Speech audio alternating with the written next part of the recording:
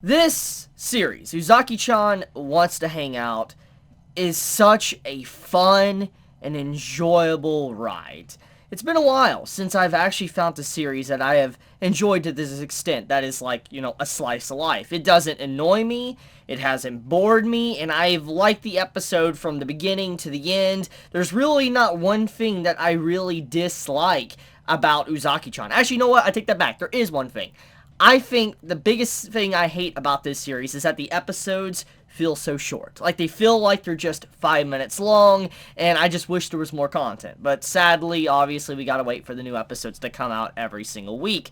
I cannot express it enough. If you have still yet to start Uzaki-chan Wants to Hang Out, then you really should stop what you're doing and watch this. It's such a good series from this anime season. It's so fun, it's enjoyable, and I know these type of series are not for everyone. I know that. I 100% understand that. But this anime season is very light. There's not a whole lot coming out like traditional anime seasons are, and I think that most people that really love to kind of dive into anime will definitely have a few spots they could fill, and I think Uzaki-chan could easily fit in to maybe some watch time for this anime season.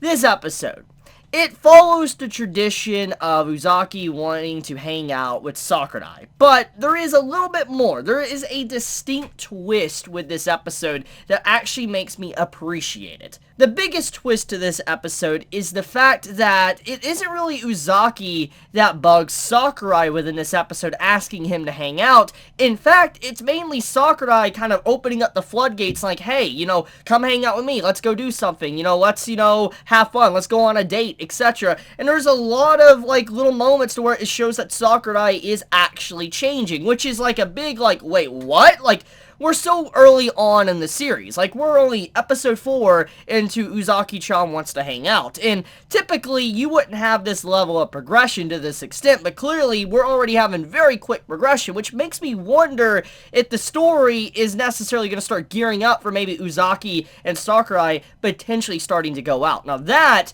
would be very interesting. I do wonder if the series is going to kind of gravitate towards that, where they actually start to date maybe at the end of this season of Uzaki. And when season 2 comes around, they're full-on dating as a couple. The episode does start off traditionally. Uzaki does come over and bug Sakurai. She's like, hey, let's hang out. I know you've been by yourself for the past few days. You've been holding up inside of your house, not doing nothing, just playing games. I know you're free for Golden Week, so, hey, let's do something. So she comes over to try to spend time with him, give him something to do, and he actually quickly agrees. He doesn't really act, like, really against it like he normally is. Like, if you go back to the first episode and the second episode, and even some parts of episode 3, he is still very, I guess, aggressive. Like, he just doesn't like to get out much. But soon as she pops up, he did seem a little bit bugged by it. But even though at the first impressions he seemed bugged, he actually started to be very happy. He's like, okay, let's go out, let's go do something. And he started to play Doraemon Go, which, oh my goodness, like,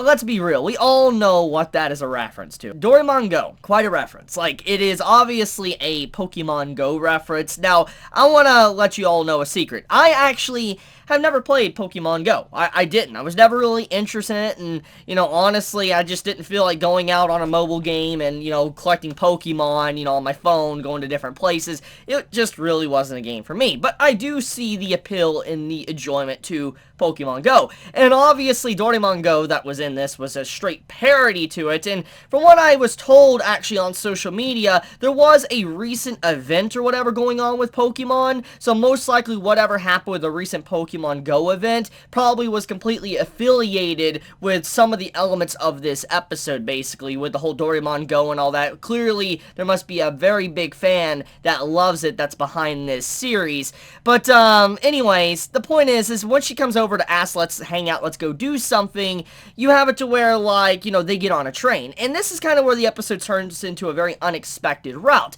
Now, clearly, this series has tried to stay a little bit different from the traditional cliches and tropes that these type of series have, with, you know, the slapping to the MC when there's a misunderstanding, to, you know, calling him a baka, whatever, you know, just the typical stuff. You haven't really had that type of stuff within this series, and Sakurai gets on the train with Uzaki, and they're traveling, and obviously things happen to where, you know, he's kind of shoved up against her a little bit, because there's just not enough room in the train. It's very crowded, and if you know anything about trains in Japan, they're usually very, very crowded, so it makes a lot of sense. So Sakurai, he's up against Uzaki, and we all know what was going on there, what he was thinking. I mean, the entire scene lets us pretty much know, and Uzaki, I don't really know if she is oblivious, or if she just doesn't care. Whatever the case may be, it is shown that she isn't really bugged by the fact that if Sakurai tries to make a move on her. And I really do feel that Uzaki is slowly starting to come to terms with her feelings towards him.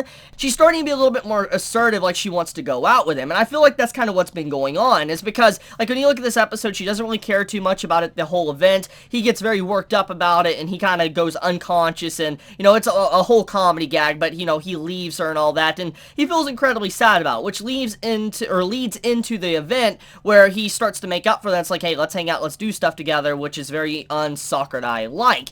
So, it's just a very interesting first half to the episode, showing, you know, kind of a little bit of Uzaki, kind of a little bit more accepting and trying to be a little bit more assertive, but also Sakurai slowly starting to gain feelings for her, not just looking at her as a friend or whatever, but maybe as someone that he potentially might fall in love with, which now we get into the next part. So, once all that is done, he feels guilty, because he left her by herself, he didn't get to really hang out with her because he kind of dazed off because of everything that happened in the train, and so he makes it up to her, like, hey, you know, you want to go do something and all that, want to hang out, and the next day, you know, she comes over to his place, it's raining and all that, she makes him food, you know, it's a typical thing you would see that if people are in love, she makes him food and all that, and she comes over, is like, hey, you know, can I use your shower? I really need to take a shower because, like, you know, completely soaked, completely, you know, rain all over me, and she's like, hey, you want to join me? And it feels like she's being very assertive, and I do wonder, I really do wonder if she is actually trying to initiate that, like, hey, you know,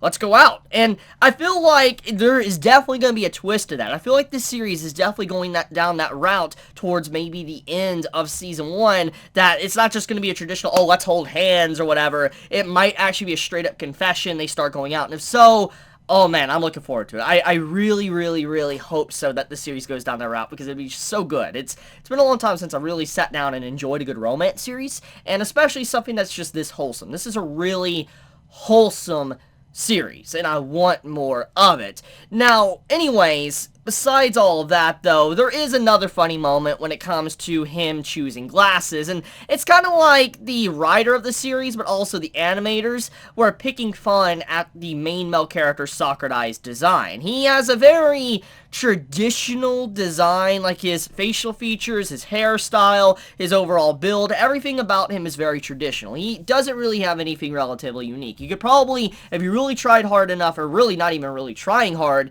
but if you go around and looking for main male characters of stories and series, you probably can find a lot of characters that look very similar to Sakurai from Uzaki-chan. And when you see how, like, they start putting glasses on him and kind of saying, you look like someone from the mafia, you look like someone that's a mad scientist, you know, do this stuff with your hair, just all these little things, when they start putting this different look on him, it's just like, holy crap, he does look like all these standard type of characters, and there is a lot of characters in anime that look like him, and I do like how sometimes writers kind of pick fun at their own self sometimes. They're like, yeah, I know, this character design isn't necessarily unique, but here we are, you still enjoy it. And, you know, this is what I've always said when it comes to stuff like this. It's not about using the same template. Like, you can have the same type of story, okay? Like, the same premise. But depending on how you use what is given, or how you use it, determines how good the series is. And that's kind of what it is. Like, this MC may be stereotypical in terms of design and everything, but it's what it comes down to, like how you use the character, how you use the design, and everything that really does matter. And I think another good example of this is kind of like, you know, One Punch Man, Saitama. Like, when you first see Saitama, if you don't know anything about One Punch Man, his design is very simplistic. Very, very simplistic. But then, with those serious moments, his facial expression gets really interesting looking. There's just so much detail in it. And it's kind of something similar to that. There is differences, but it's similar to that. It's like, you know, it depends on how you use something very bland and standard and turn it into something very unique. And that is what I think is going on here. But okay, anyways, despite all of that, we also have the final moments of the episode, which is him asking Uzaki to come back over to his house and hang out. Now, this is a very big moment, because this is basically the first time that he's truly ever offered Uzaki to come over to his house without bugging him and offered to play games with her, which kind of shows that he is enjoying his time he's spending with her. She isn't a burden whatsoever. And, you know, despite her going out of her way trying to help him out, we know what she is doing. She's trying to make his life a brighter life. Like, she's just wanting him to have a good time. We do know that she probably does have feelings, and she probably does feel like maybe she might be a burden, annoying, etc., and, you know, might upset him, and maybe she shouldn't really try to break him out of what he's normally used to. She probably does have some of these feelings deep down, and seeing him actively go out of his way and it's like, hey, come over and all that, you know that has to probably feel amazing for her. She's like, I've done something special. I made him actually enjoy spending time with me. You know, he likes hanging out, and I feel like she's really enjoying it, and he's really enjoying it, and they're just really becoming compatible. I don't know. This is just one of those series that I love, I can't get enough of, and I want more of. So, I think I'm going to leave it at that. Let me know your thoughts in the comments below, though. How'd you enjoy this week's episode of Uzaki-chan? Did you love it? Did you hate it? How'd you feel about the little twist here and there? How'd you feel about a little bit of the fan service? How'd you feel about the Sugoi Dekai? Like, you know, let me know your honest thoughts in the comments below. But with that, guys, be safe, stay healthy, Chibi out.